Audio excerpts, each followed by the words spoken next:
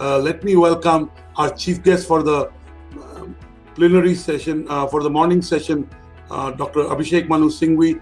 Dr. Singhvi doesn't really need an introduction, but let me, for the benefit of our viewers, give a formal introduction to Dr. Abhishek Singhvi.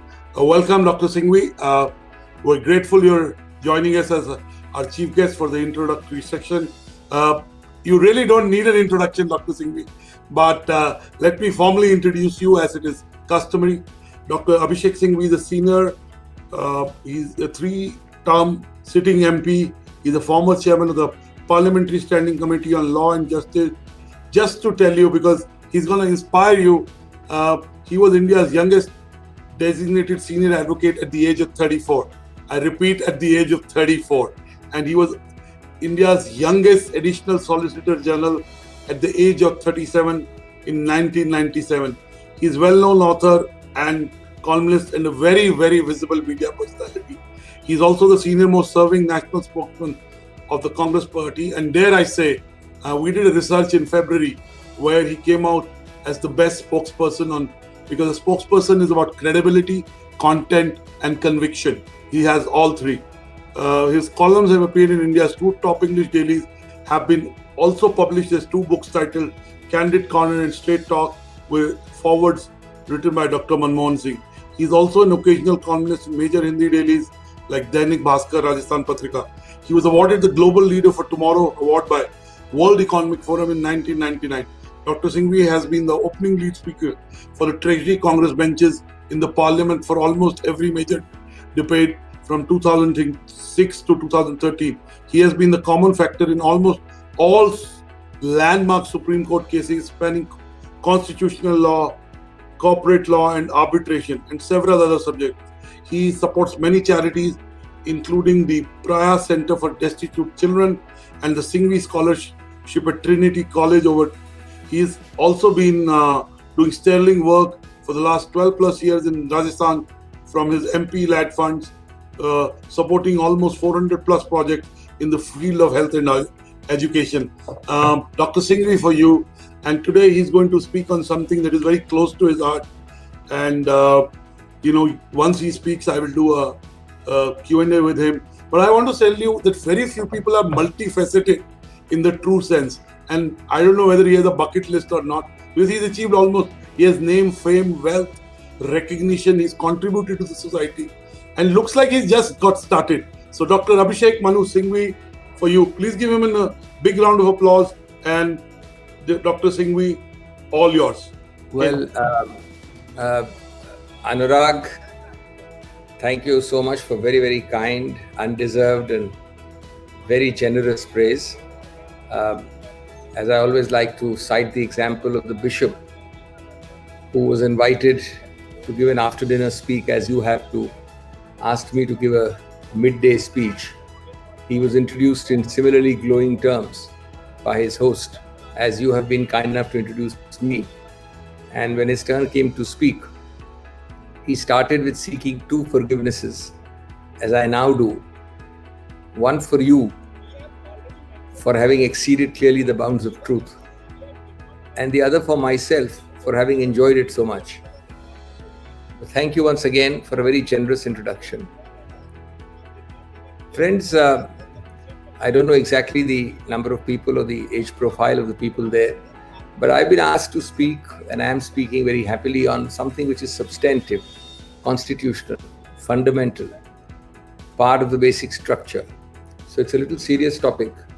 It may not sync with the rest of your day's themes, but for those of you interested in the way our system, our constitutional polity is structured, actually functions, etc., you might find it interesting. The theme, as you know, is federalism, and it's very diverse, multi-facets. So let me start by stating the obvious, but frequently the obvious is forgotten and needs to be restated. Two obvious elements. One is India is planet Earth's most diverse spot. Not only is the world's second most populous, not only is the world's seventh largest in area, not only is it by nominal GDP the 7th largest, and by purchasing power parity, the 3rd largest. That is, unless you start counting the 23% crash recently or the 10% annual GDP crash predicted for the whole year. Apart from all that, it is the most diverse spot on planet Earth. The smells, the sounds, the rituals, the religions, the ethnicities, the languages, the habits, the foods, the dialects of India, the diseases, the races, the most bewildering, diverse array you can imagine. Take one example, 22 scheduled languages, scheduled in the constitution, mind you. 700 mother tongues, 2,000 dialects, the largest population of 4 religions born here, 4 of the world's religions, the 2nd or the 3rd largest of many other religions, which may not have been born here, but we have the 2nd or 3rd largest population of them, Islam, Buddhists, etc. All this diversity cannot be ignored, which is why when you look at the institutional and non-institutional pillars of Indian democracy, because the Indian democracy is a proud democracy, I always start many addresses by asking you a simple question. Think of a single other country which has emerged between the 1930s and the 60s from the yoke of imperialism, from Belgian imperialism, from French imperialism, from English imperialism, from Dutch imperialism, etc. And maybe there were 30 countries like that between 1930 and 1960s, spread across the length and breadth of Australasia, Asia, Middle East, Far East, Africa, South America. And I would challenge you to pinpoint a single country, or a remarkable challenge, a single country which has remained a vibrant democracy, except India. Even if you turn your head and look around the immediate neighborhood, you find the wrecks and ruins of constitutionalism littering the constitutional landscape, South Asia, around us, etc. What is the reason for it? Very difficult. Good luck is the best reason. Second is probably got the sequencing right. We got the Gandhi first, who is perhaps the world's greatest agitational politician, nobody could have got us independence with the atom bomb of non-violence except Gandhi. And perhaps even more post-independence, Nehru, the much maligned Nehru. The fashion nowadays is if your mic is not working, you will start with blaming Nehru. If your program has suddenly interruption by rain, you might start blaming Nehru. But leave that aside, though are puny minds, puny persons compared to a giant. Because Nehru had lots of faults, nobody should deny that. But what is important is that he had true democratic spirit. The large-heartedness and the magnanimity required is what made Pakistan different, is what made all our neighbors different. But Nehru nurtured it. So when you come to the institutional and non-institutional pillars of Indian democracy, and there are many vital institutional ones, Parliament, the temple of our democracy, is the most important institutional pillar. The CAG is another institutional pillar. The Election Commission is a third one. The Supreme Court and the judiciary under it is a fourth one. The army is a fifth one. And so on and so forth. Along with that, you have several non-institutional pillars of Indian democracy. And sometimes the non-institutional ones are even more important than the institutional ones.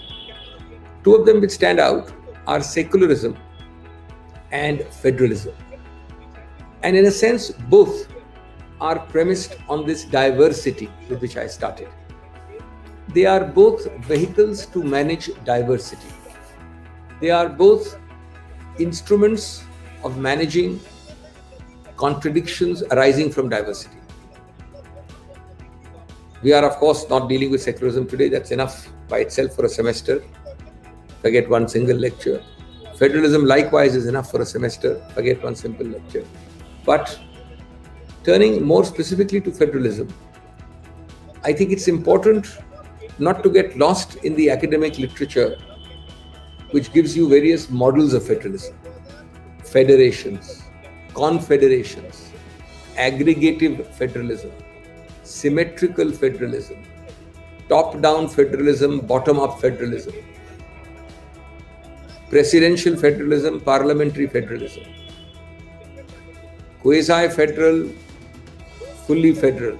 I can give you 20 distinctions, but that really is more for the academic. What is important is to see federalism in the sense of unlike many other classic federal systems like USA, which can be called bottom-up, where pre-existing sovereignties, pre-existing states, ceded powers, pre-existing countries, ceded powers to form one federal unity in USA. That's bottom-up. India is a top-down federal structure, where a centralized unitary structure created subunits and gave a small partial degree of federalism. So let us now turn first to the conceptual, constitutional, legal design of our polity.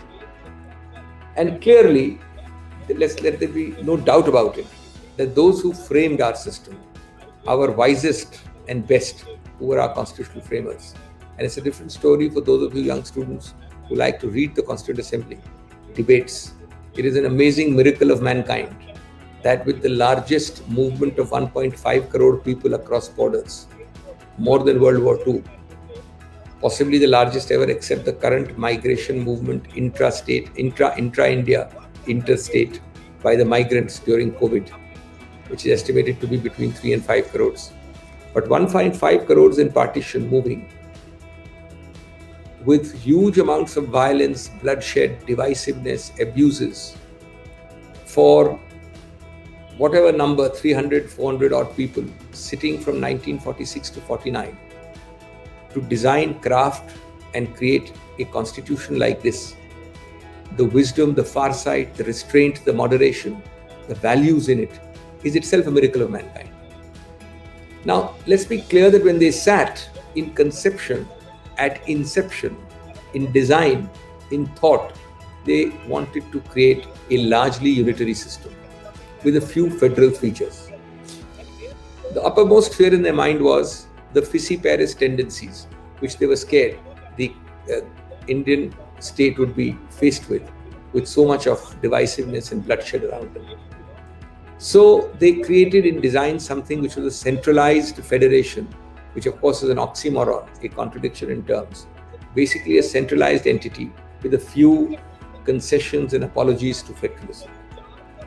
Probably the best description of this mix and match was Kenneth Weir, the Australian theorist, who called India a quasi-federal country, not a true federation like USA. And he was right. We do not have, as the US does, for example, two citizenships. In USA, it's entirely possible to have two citizenships of a state and of the government of the central USA, of the federal government. It's entirely possible to have two flags, two anthems, two sets of courts operate on a single citizen in USA. We created a largely unitary system.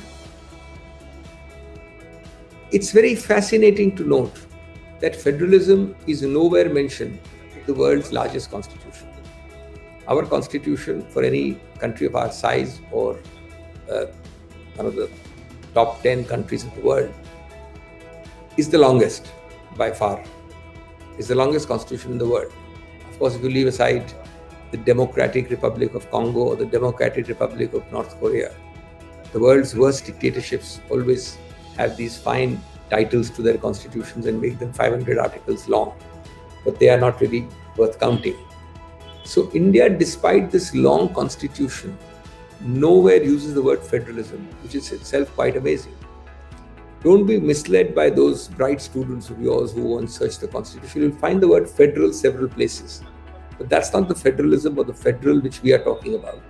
All of those, some 20 references in the 394, 400 articles, are references to the federal court, which was the precursor, the predecessor of our Supreme Court.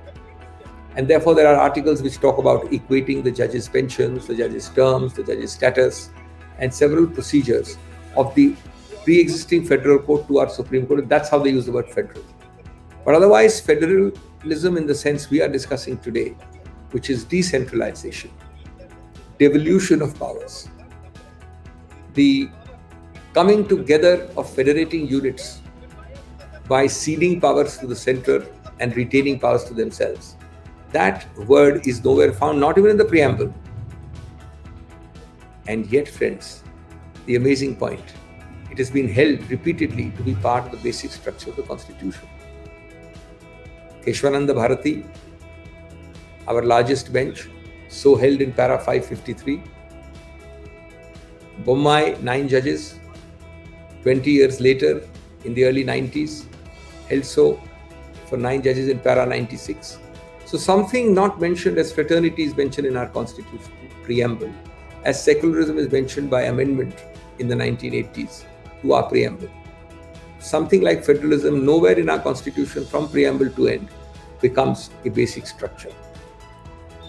A few words about the design of the Constitution before we go on to the operating reality. It is very clear that while the Union is indestructible and unalterable, states are very much destructible and alterable. You know that every other 5-6 years we change our states. There was no Jharkhand, there was no Chhattisgarh, there was no Uttarakhand. Most recently, we did the reverse. We changed states into union territories, 2 of them in Jammu and Kashmir. So you change boundaries, you create new states, you merge states. In the old days, in the 60s, the biggest reorganization of states along linguistic lines was done. There was no Gujarat before that, came out of Maharashtra. There was no linguistically defined Karnataka, Kerala, Andhra, large parts of which were under Tamil Nadu. Now, obviously, can you do this to states in USA? Obviously not. So states are alterable and destructible under our very loose federal system. Take, for example, our lists, the 7th schedule, which we took as a division of legislative powers. List 1, central. List 2, exclusive state. List 3, concurrent. The largest number of powers are in list 1, central. I'm just giving an idea why in design and conception, the Constitution was entire central, largely unitary, not federal. That's the burden of my song in this first part. Then again, in list 1, there is the residuary legatee, the strange provision in entry 97 that anything which is not in list 2 and list 3 will come back as a residuary legatee to list 1. Then there is this whole clutch of articles 249, 250, 251, 252. These are complete invasions of the federal principle. For example, if the Rajya Sabha, the house to which I belong, by 2/3 present and voting, pass a resolution in national interest, it's little notice provision 249, then that resolution enables Parliament to make law qua any list 2 item. You know what list 2 is? List 2 is exclusive state competence. So only, word exclusive is important, only states can legislate there. But this allows the central government to legislate in list 2, not list 1 merely, not list 3 merely. Similarly, in 250, if emergency is proclaimed, well then, India becomes virtually a unitary state. The few federal features also vanish. As you know, emergency can be declared under Article 352 of the Indian Constitution, where India suddenly changes like a chameleon from a quasi-federal, slightly federal state to a complete unitary state. Because Parliament can then override list 2 completely.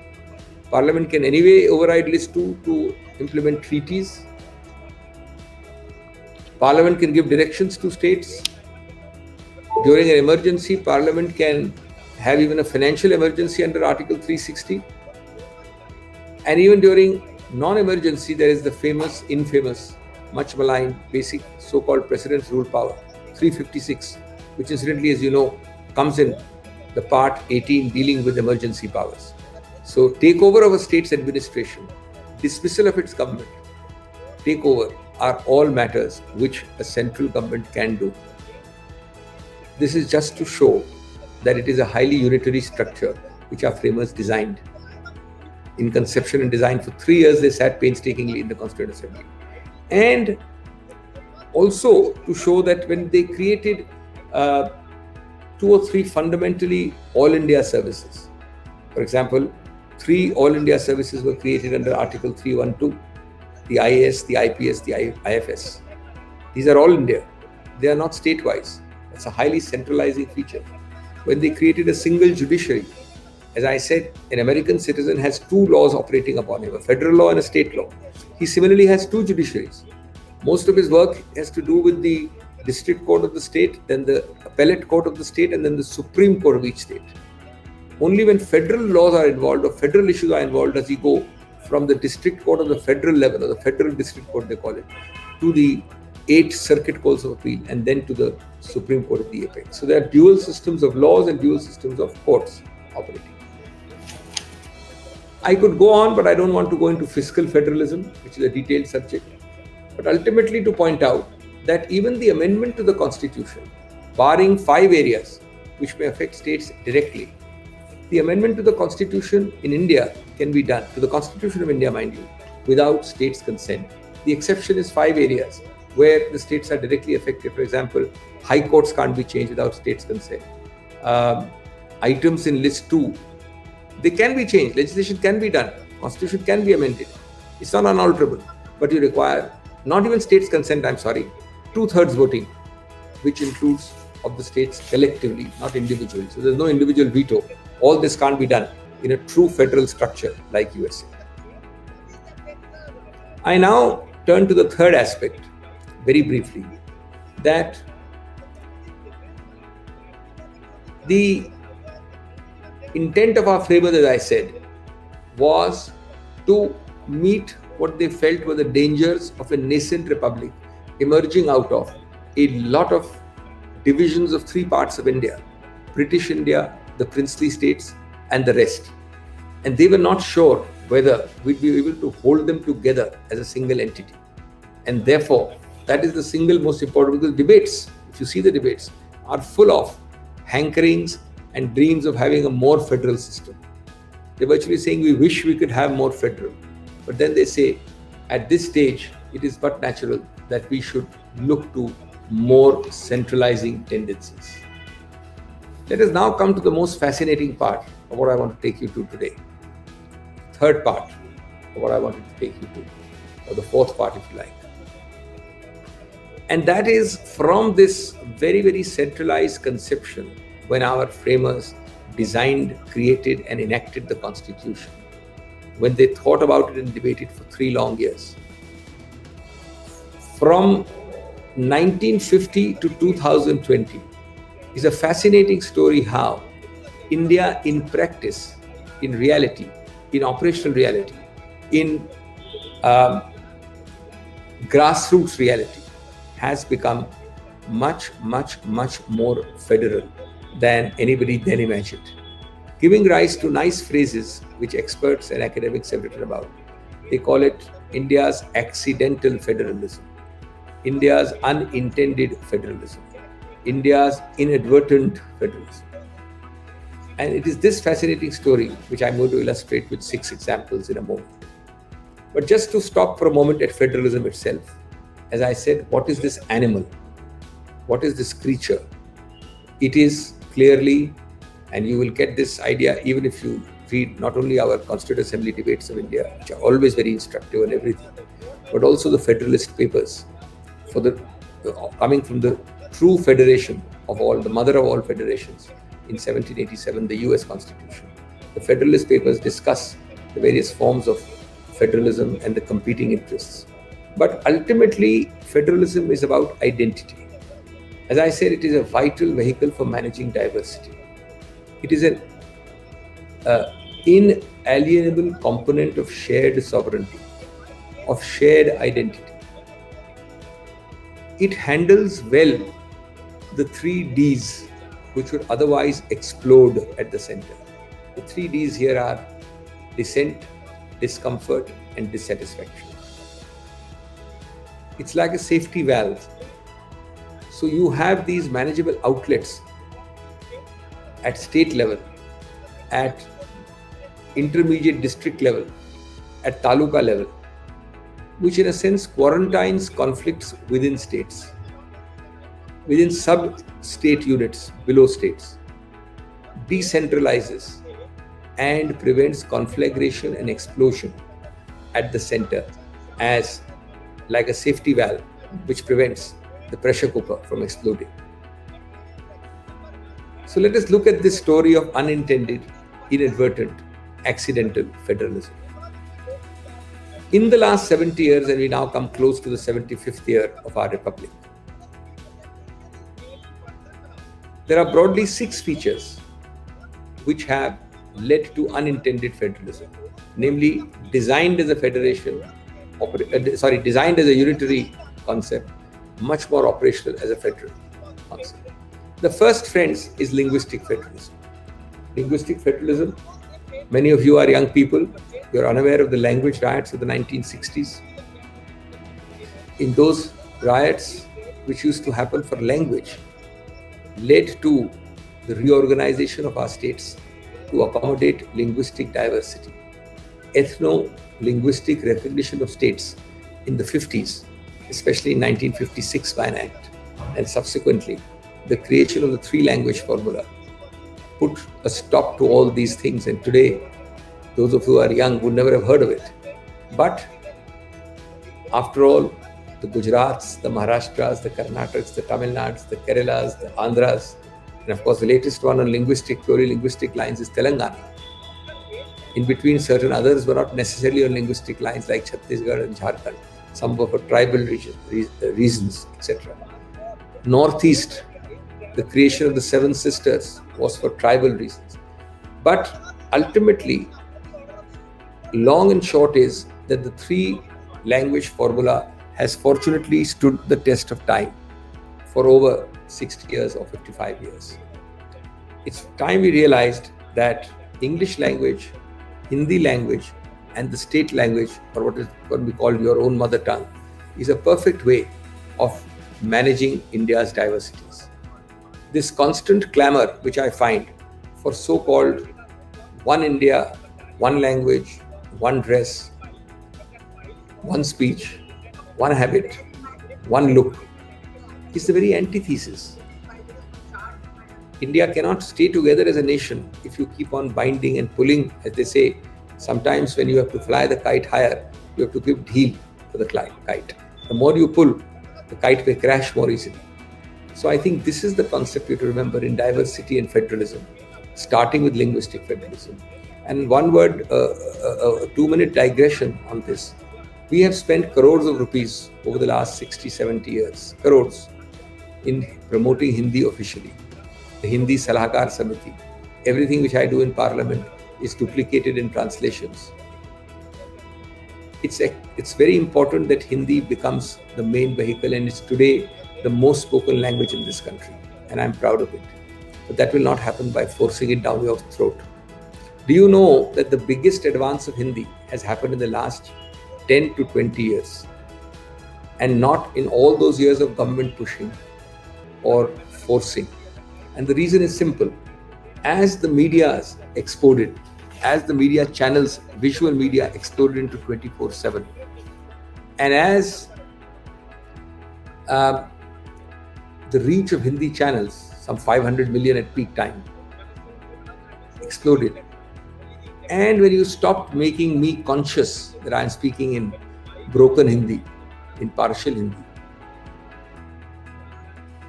जब ऐसी प्रवृत्ति आई, तब लोगों ने हिंदी को प्रोत्साहन किया पिछले 12-15 सालों में। जब हम लोग शुरू किया था हमने पार्लियामेंट्री करियर, तो उस वक्त ओबी वैन्स नहीं हुआ करती थी, और ओबी वैन्स नहीं होने से हम लोग स्टूडियो जाया करते थे, तो 15 साल से नहीं गए। तो वहाँ पर मेरे मित्र दक्षिण से, मेरे मित्र पश्चिम से, पूर्व से बड़े सहज भाव से, स्वाभाविक रूप से बैठ के बोलते थे हिंदी में, क्योंकि उनके ऊपर कोई डंडा नहीं चलाता था कि अगर आप हिंदी नहीं बोलेंगे तो आप राष्ट्र विरोधी हैं। तो वो स्वाभाविक रूप से आज दक्षिण में हिंदी की जो परिचालन है वो पहले से कभी थी, इसका आधा भी नहीं था, और ये स्वाभाविक रूप से हुआ है। किसी के डंडे, किसी के बाध्य होने, किसी के अपशब्दों द्वारा या किसी की जोर जबरदस्ती से नहीं हुआ. This is what you remember about India's diversity. The second feature of inadvertent federalism is courts. Now, the biggest villain to federalism, traditionally and even now, is considered Article 356. Because although it occurs in the part of the Constitution which deals with emergency powers, Part 18, so 352 is emergency, then 353, then onwards to 356. It actually is something which is usable at peacetime, anytime, by a simple application of the words in the governor's report who says, I find failure of constitutional machinery, i.e. the governance of the state cannot be carried on in accordance with the provision of this constitution. If that report is sent, if that report is then accepted and acted upon, President's rule ensues. And President's rule means that the elected democratic government of a state is temporarily taken over till fresh elections are done by the central government taken over. So this is considered a great threat, a terrorist threat to federalism. Now look at one simple statistic. Till 2000, from independence till 2000, between 95 to 100 times 356 was used. And it was used by governments of all colors. Obviously, most of the time the government at that time was of Congress color. But it was used by governments of all colors, obviously the maximum by the Congress color. After 2000 till now, you have had hardly 15 to 20 uses of 356. Why? Not because governments have changed, not because their thinking has changed, not because central governments have become noble, but because courts started intervening. Not only intervening, but three things. Promptly and urgently, one. Judicial review became comprehensive, number two. And speed and focus became most important. The most famous case in 356 is Bommai in the early 90s or 94. 9 judges. But what actually happened? Hegde was dismissed. Hegde challenged. Hegde government in Karnataka was dismissed by the central government. He challenged. Matter went through the High Court to the Supreme Court. Ultimately, Hegde won. The president's rule was declared illegal or unconstitutional. But that happened after years. By that time, Hegde's government had changed twice over. New governments had come and gone. So it was a declaration of law. It was a pious hope and declaration, but didn't give any relief. And did not, more importantly, pinch and harm the person who had done wrong action by declaring president's rule. See the difference. This happened also as late as Rameshwar, the Bihar case, at 2006. Judgments came after 2 or 3 years. Now, when you have 356, and I've had the privilege of being the lead counsel in almost all 7, 8, 9 of them, and the list is long. It's not 356 only, but 356, new elections, continuing governments, floor tests, all of this is grouped up together. It leads to the Jharkhand case, the Uttarakhand case, an actual 356 case, Karnataka 1, which was a midnight hearing, Karnataka 2, a second Karnataka round 2 years ago, Goa, Madhya Pradesh in 2019, after the Scindia aftermath, Maharashtra now in 2020, and Arunachal Pradesh in 2018. All of these judgments changed completely the playing field because the judgments directed floor tests in 1 day, in 2 days, in 3 days. 3 days was a long time. When governments used to ask 15 days, 20 days, 3 weeks, they said no, tomorrow, day after, the day after. And the judicial review was frontal. In Uttarakhand, after final hearing and a detailed judgment by the then Chief Justice of Uttarakhand, now in the Supreme Court, the entire exercise from the allegation of impropriety and illegality till the judgment took hardly a month and a half. So, what is the message? The message is A, those who do wrong things will not be able to enjoy the fruits of their wrongdoing. 2, you will not take advantage of your own wrong. 3, you will not give mere sermons and pious hopes, but you will get results. 4, if you are a unfairly victimized person, you will get healing and relief within time, not academic declaration. And 5, if you are a illegal perpetrator, you will then get pinching of the shoe where it hurts, that too in an urgent quick basis. This is why you've changed federalism as the second most important factor. The third is Panchayati Raj. We are a polycentric country. We are a country which is pluralistic, polycentric, multilateral federalism, multi-level federalism, multi-ethnic federalism. Now, I remember very distinctly when I was standing as a much younger man next to my father in 1985 when Rajiv Gandhi telephoned him. I remember the time, the day, the position and the year, and said, Dr. L.M. Singhvi, you are a great votary of Panchayati Raj. You have given so many speeches, written so much. But when you look around you, there are the wrecks and ruins of Panchayati Raj everywhere. It is lying in ruins. So you have to stop speaking about it. I am appointing you forthwith as head of a cabinet level Panchayati Raj revitalization committee, and you have to create a law for it.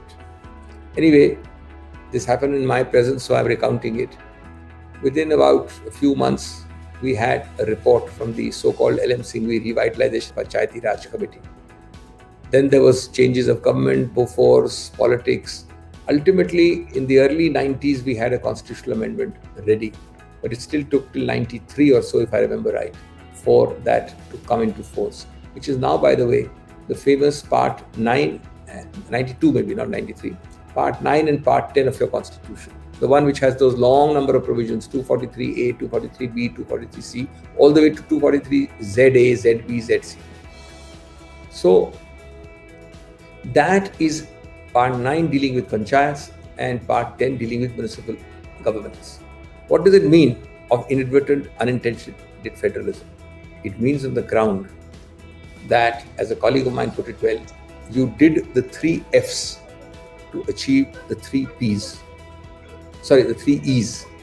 The 3 F's you did was devolution of functions, of finances, and of functionaries.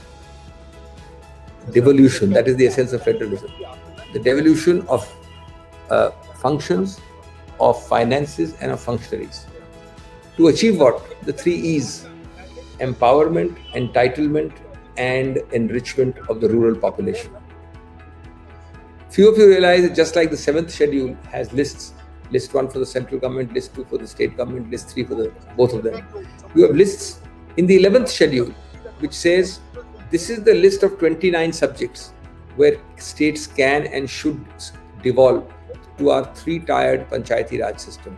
As you know, there's a state panchayat level, there is an intermediate district level, and there is a bottom level, village panchayat level.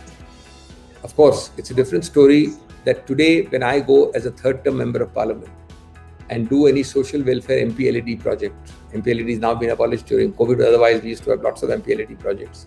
I have 400 of them running in Rajasthan, my home state.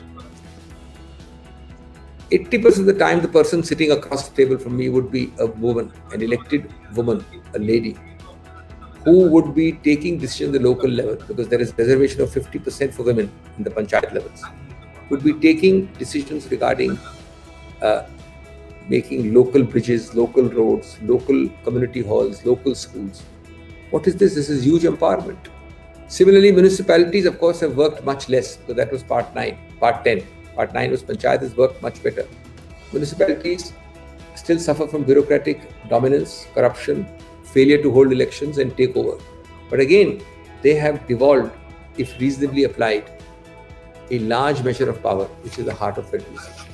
The fourth was economic liberalization, whether you call the watershed year as 85 or as 1991. Economic liberalization, the first generation was delicensing. We are now supposed to be in 3rd generation reforms, which have not happened, which is labor law liberalization. But in the first level, delicensing meant that over the last 20-30 years, a central cabinet minister is 3 to 5 times less powerful than a state chief minister. In rank, a state chief minister and a central cabinet minister are the same. But in actual functional operational power, the central cabinet minister is 1/3 to 1/5 of the central cabinet minister. I'm sorry, the central cabinet minister is 1/3 or 1/5 central of the state chief minister. Well, friends, you therefore don't have to come to Delhi for your work. Industrialists can now spend their lifetime in their home state without necessarily having to bother about ministries, because the central government ministries have very limited power. They just don't have the power. So this is again, economic liberalization is a federating influence which our framers never envisaged. The fifth one is fiscal federalism. Over the years, total actual devolution of funds, because what matters is the money in your pocket. All the lectures and all are secondary. Over the years, that has increased from 30, 33, 35, 37, close to 42%, which means out of 100 rupees, 42 rupees is given back by the center to the states. It is shared with the states in some form or the other. Call it grants, call it the mandatory sharing required by the Finance Commission, etc., etc. Now, ultimately, 42%, and it was expected to go to 45%. There is now, of course, a regression for 2 or 3 years on the excuse of COVID.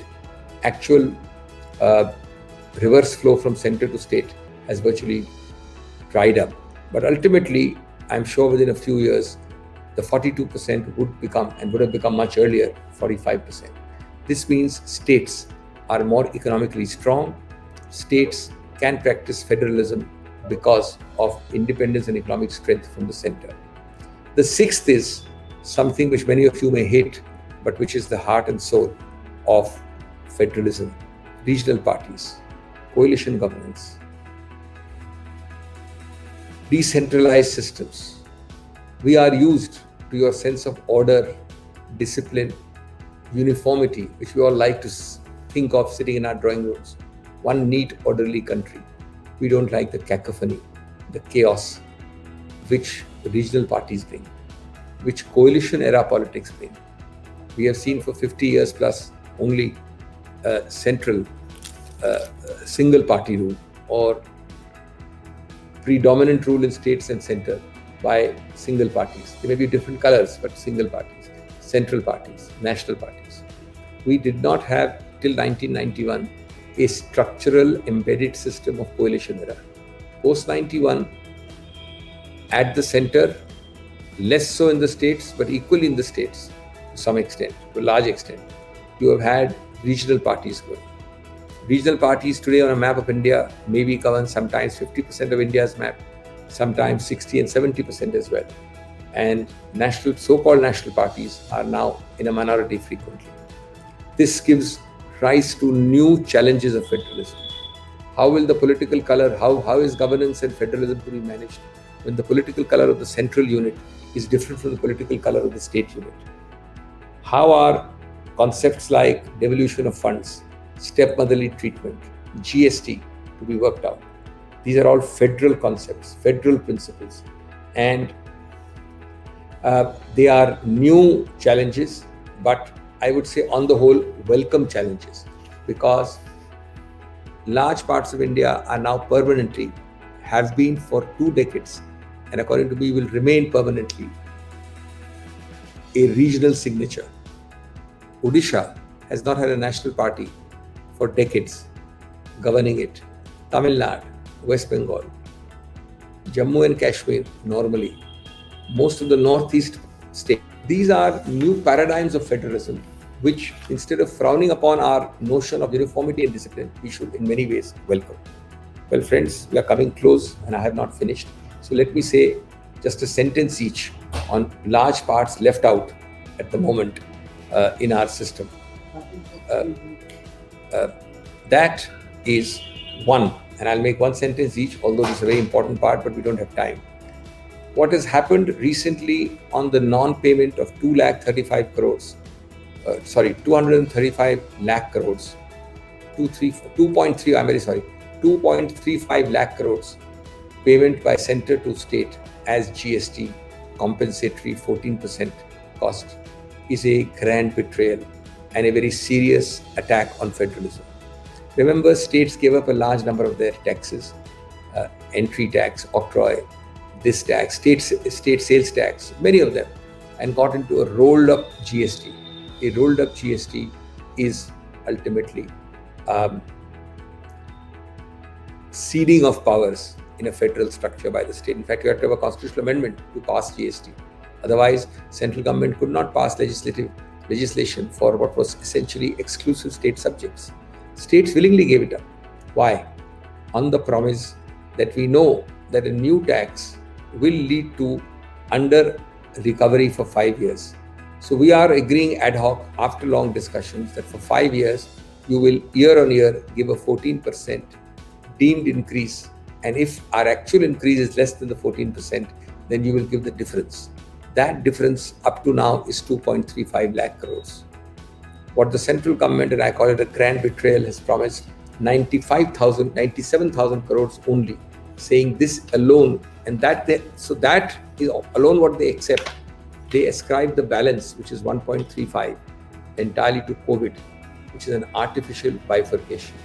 Second, even the 97,000 crores, they don't actually give money. They create a facility with the RBI where the states can borrow it at very low interest rates.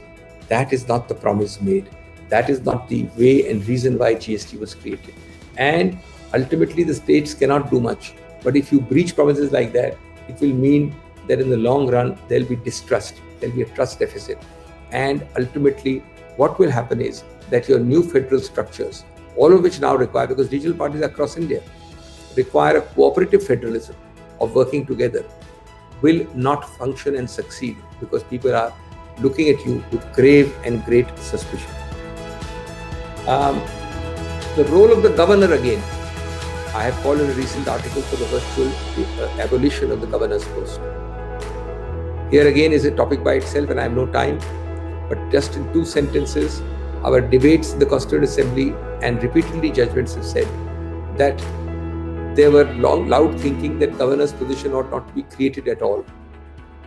Then Ambedkar assuaged apprehensions by giving 2 reasons. He said, 1, there are no 2 talwar in one myan.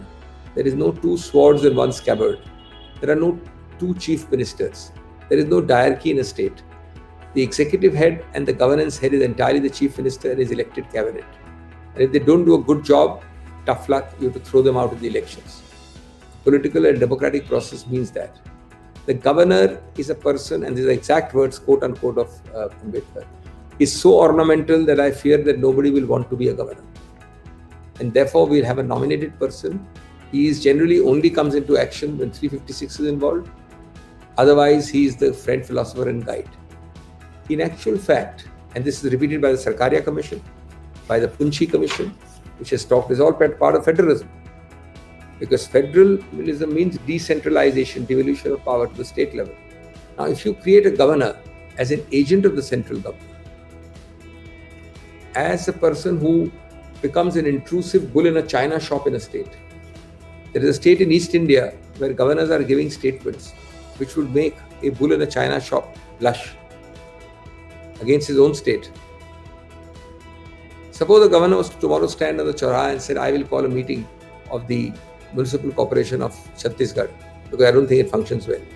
He may be right, it may not be functioning well, but that is not the constitutional role of a governor because that violates federalism structurally and fundamentally. But for that you require nobility, wisdom, farsightedness, an idea of the constitutional ethos that howsoever mortgaged you might be to the powers that be who have appointed you, you cannot allow that to influence your actions. But unfortunately, it's a romanticized, over-romanticized notion that till today I have very close umbilical ties to a political party to which I am associated. And tomorrow you appoint me governor and those political ties will be artificially snipped. And tomorrow there'll be a metamorphosis by a miracle and I'll become completely independent. That doesn't happen, which is why either the governor's power has to be highly truncated or virtually the post has to be abolished because it is a big threat to federalism. The last part, which again I have no time for, is that a new definition, a new book, a new treatise on federalism has to be written, or at least a new chapter to the treatise on federalism has to be written by seeing how the pandemic has affected federalism. The biggest booster, challenger, as also threat to federalism, good, bad, and indifferent, has been the pandemic. It has led to a humongous increase in the power of the center. If you read provision of the Disaster Management Act, especially Section 10, 30, 35, but most importantly 62 and 65, it places virtually all powers in the central government, or rather the Disaster Management Authority, which is nothing but the central government under the Home Ministry, to give directions to all and sundry from the top central government officials, ministers, to state apparatus, state cabinet ministers, taluka, district administration, village level panchayat, and every direction in the name of a natural disaster has to be obeyed. And disobedience leads to huge, humongous penalties and even imprisonment. Well, nobody has grudged this vast power during pandemic, but its contours and boundaries have not been settled. There have been increasing abuses. Many have got camouflaged and covered up in the dastardly nature of the pandemic we are fighting. Courts are unlikely to interfere on egregious violation of federal power. In the name of the pandemic, a lot of wrongdoing and illegality can be excused and condoned. But nevertheless, as pure lawyers, you need to decide and discuss the boundaries, and maybe sometime after this scourge is over would be a good time to lay down these boundaries, because God forbid, ultimately the next disaster should not lead to an erosion of the federal spirit. Well, friends, I have ended. Ultimately, federalism is what federalism does. As Alexander Pope famously said, for forms of governance, let fools contest. Whatever is best governed is best. But ultimately, friends, this multifaceted creature called federalism depends on spirit, not on the letter, on how much you are mature enough to understand and implement the spirit, on institutional mechanisms, on institutional structures. Above all these three things, spirit, institutional mechanism, institutional structures, on the men and women who run it, because ultimately they are only as good or as bad as the men and women who run it. But nevertheless, with all the infirmities, it is a concept which we must cherish, which we must enlarge, we must respect, we must enlarge and expand. Otherwise, future generations will not forgive us. As Iqbal said, लम्हों ने खता की, सदियों ने सजा पाई. Thank you. I'm sure everyone enjoyed and learned from what you just extolled, Dr. Singhvi, and really you're in a very introspective mood in some way. It also shows that you're very worried about the governance in the country. I think that's what you were alluding to. And it was a fascinating journey from the past in terms of giving a perspective on various issues that in some way impact our democracy. Legal processes are part of the process of the democracy. So thank you. I just want to ask you three questions. First of all, there cannot be another Dr. Abhishek Manu Singhvi. But what does it take for a young lawyer to succeed in India today and become the next big lawyer? I don't want to say become the next big Mr. Singhvi, because there's only one. Everyone is unique. So, today I see young lawyers becoming very arrogant. They're becoming very, very complacent. Not all, but some. So what's your advice to them? No, first of all, you are very kind. I have no illusions of grandeur, let me assure you. I think a lot of what we have is God's blessing. So, to be very brief and pointed in reply to your question, one is hard work. As they say, there are lots of substitutes for Harvard, but no substitute for hard work. Second, an attitude of gratitude. Most of us are always cribbing. Hello. And we have a right to crib, but we are never thankful for the glass 75% full, while we are craving for the glass 25% empty, as they said about attitude of gratitude, that here was a man shouting, complaining, cursing about the fact that he had no shoes. Hello. Till he came across a person who had no legs, Hello. or who had no feet. So I think that's important. Third, for those in the litigation side, I think working on advocacy skills is important. Advocacy skills don't have so much to do with language, but you have to give a concession to English language, because all said and done, the higher judiciary in this country is the last great bastion of the English language. That bastion of the English language has largely crumbled in the Vidhayaka, the legislature where I am. It has largely crumbled in the Karyapalika, the executive which runs the country. But it still remains an important part. So I think those interested in litigation and advocacy must work on that. The nuance of the language and the way of putting it. Fourthly, I think I'm now, of course, talking of a branch of lawyering, which is only litigation. The same may not apply to other branches in identical context, as in, for example, chamber lawyering or firm lawyering or in-house lawyering. But the fourth would be, I think, to develop a reputation reasonable reputation of trust and faith and integrity. The litigation part of the profession is a very human part. It is not a slotting machine. Not that corporate lawyering is a slotting machine, but there is much more certainty in chamber and corporate lawyering. The doctrines, the rules, the results are much more certain. So if I put in rule this X at this end, the result is most likely should be Y at the other end of the machine. In litigation, there is no machine. Instead, there's a human being in between. The interactive process is with a judge. And I think that needs to be honed. And ultimately, a judge, if he finds that he has to second guess and check everything which Anurag Batra says, and cannot rely on Anurag Batra to take for granted what he's saying as not being dishonest, that judge will be very skeptical of Anurag Batra. He'll be very hesitant to deal with the logic of his arguments. So I think that happens over time by consistently not taking shortcuts, by consistently taking the hard path, by consistently being fair and candid, and juggling three very, very difficult choices which you have as a lawyer. I'm not talking again a litigator. Very difficult choices as a litigator. You have to balance, harmonize, and in a sense, manage contradictory three duties.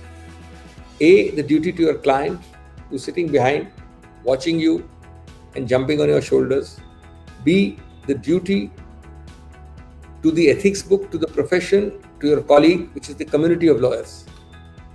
That's by itself one. And then very important, the third one, the duty to the court.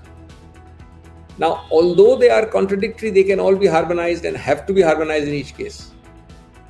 The pulls and pressures may be in different directions. And if you start doing that consciously, you will find that you will develop that persona or that image which judges will want to, which is a vital ingredient of success in the legal profession. Thank you so much, Dr. Singhvi.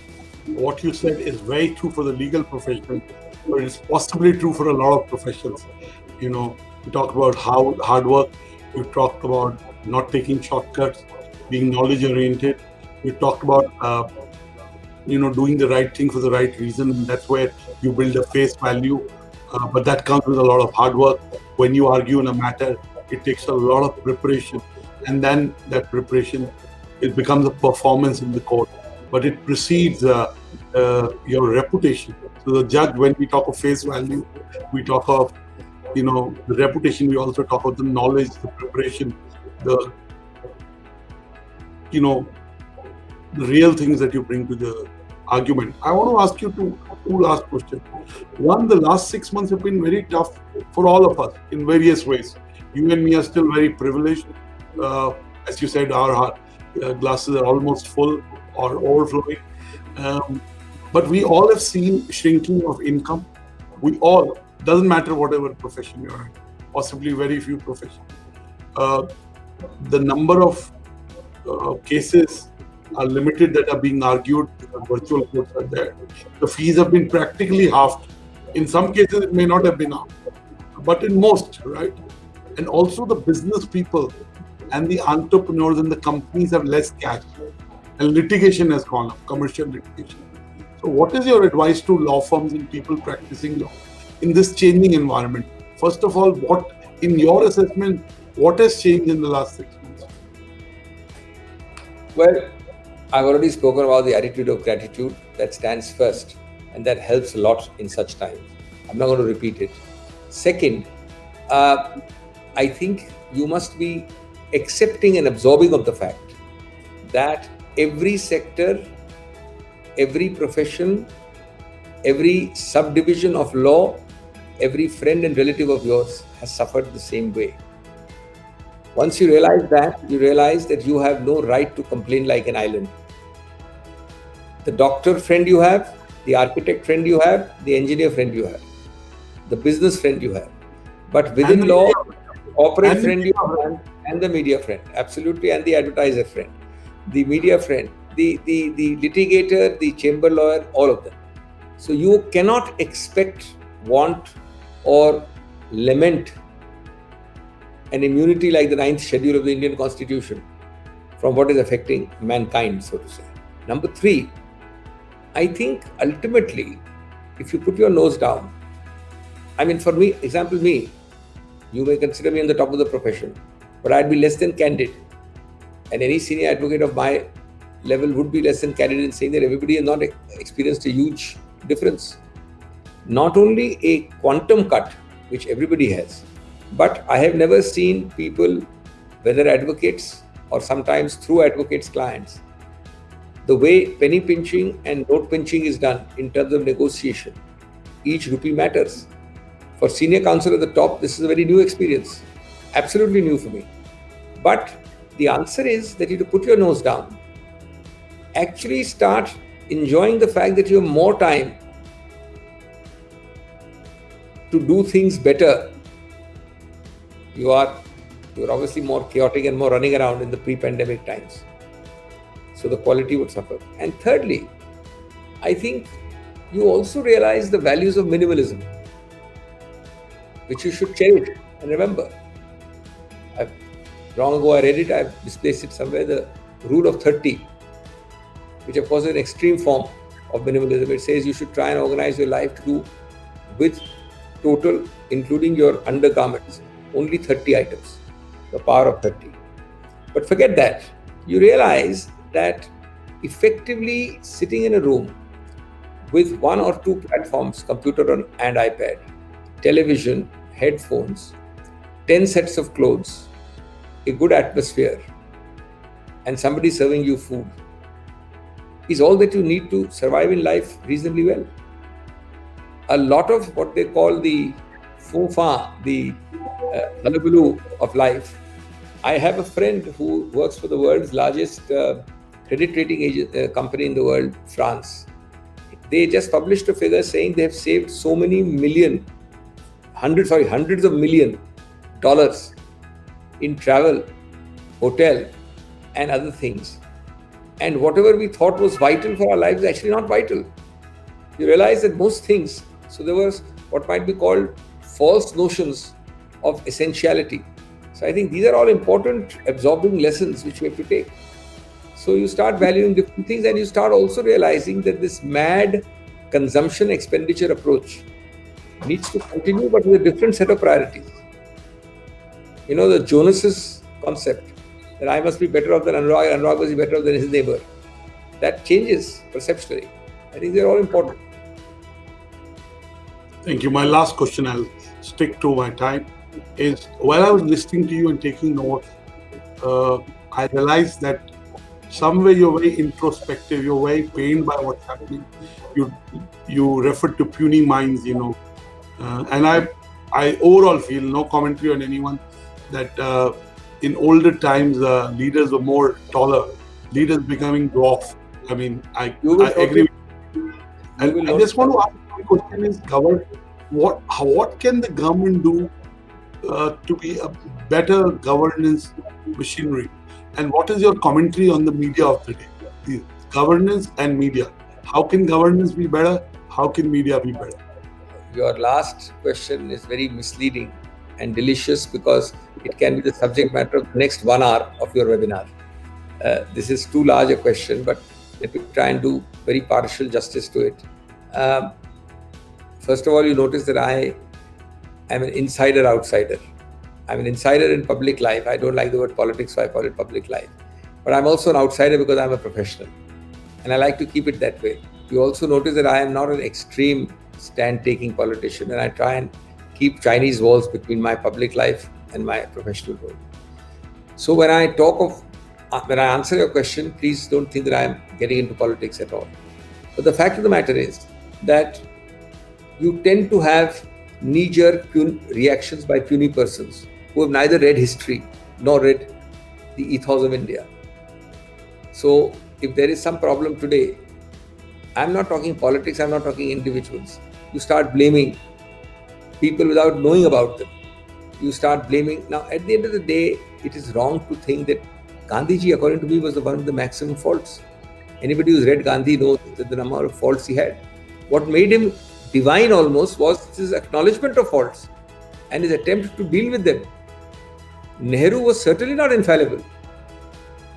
But some of the sterling, outstanding qualities he had alone, I would say, has made India a democracy. He had an outstanding sense of democratic values. So, merely to do Nehru bashing as the new fashion on Fashion Avenue is not the answer. Media, I think, and I recently was privileged to give the Ram Jethmalani Memorial Lecture. And we have published the full transcript of that. And the Guardian has published the full thing. I can't say more or less than what I've said there. I am also part of the media, so I'm actually, in an informal sense, part of all 4 estates. I'm a part of the judiciary as a lawyer. I'm part of the legislature. I've been a part of the executive in the sense of a spokesperson. And since I deal with the media every day, it really saddens me and troubles me. I think ultimately the answer is self-regulation, but harsh, direct, forthright. The time to name and shame has come by self-regulation, not by me externally. The time to empower more institutions, for example, like NBSA, which is doing good work. But I gave the example that it's very funny that Anurag Mathur does something egregious and horrible. And the moment I catch him in NBSA, he leaves my association and leaves. So NBSA is important after that. Then we have to create not toothless tigers. Even a toothless tiger can roar. But the Press Council is worse than a toothless tiger. It cannot even roar.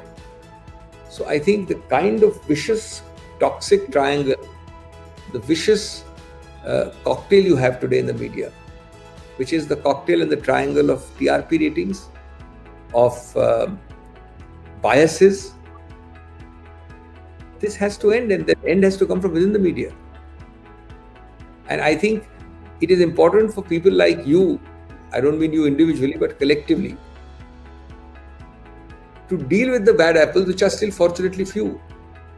Because no point strutting around like a good apple saying, look, I didn't do it.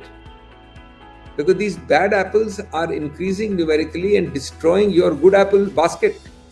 And soon a time will come when they will overwhelm you. I had led a delegation to the NBSA where I have a video on my mobile phone right here. If I play it down in your program, and I'm tempted to, you will not believe that this is happening on mainstream India media. So I'm aware and I share your point of view. Before I acquired Business World, I built an organization which writes on media, and I can only say we can do better. I'm being very polite to my friend. And I'm aware, in fact, 9 years back, you were part of our News Broadcast Awards jury. And, in the last 9 years, the media environment has got totally vitiated and it has touched new levels of low. So I have no I mean, we'll have to improve. We'll have to get the trust back and the respect back. Both have suffered. Absolutely. I couldn't agree. And I did watch on NewsX, I did watch the lecture, and I also, all our sites carried your exposition. So I'm very well aware of what you said there. And in fact, we agree with you. We could go on talking with you because you have background.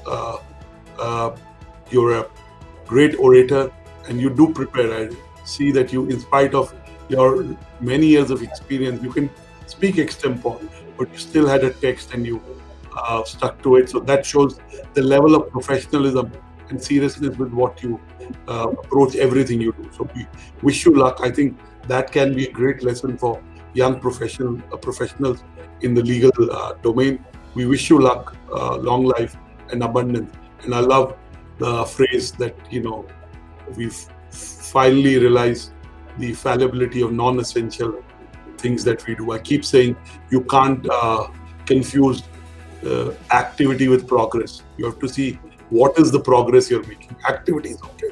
And I keep saying ROTI, ROTI, what is the return on time employed? And doesn't mean money. It means learning something new. It means making an impact. Or you're just doing something that you feel happy about but has no impact. So I'm watching you and seeing you, I can say that young people can learn professionalism from you. They can learn time management because you do so many things. I remember I was watching your interview on the day the Supreme Court judgment on the Sushant Singh case with Rajdeep and the other lawyer, and how gracefully you congratulated them, but you laid out your points and pointed out what was wrong. So I've watched you make your point very gracefully, but with a lot of detailing and nuanced. It is very nuanced, if I have to use the word. So I think in legal domain, nuances matter, interpretations matter, preparation matters, profession. That separates the boys from men, so to say. And I wish you luck. Thank you for talking to us and to our community. We're grateful to you, Dr. Singh. I thoroughly enjoyed it. I'm very grateful and thank you so much. Very, very kind and warm words. Thank you.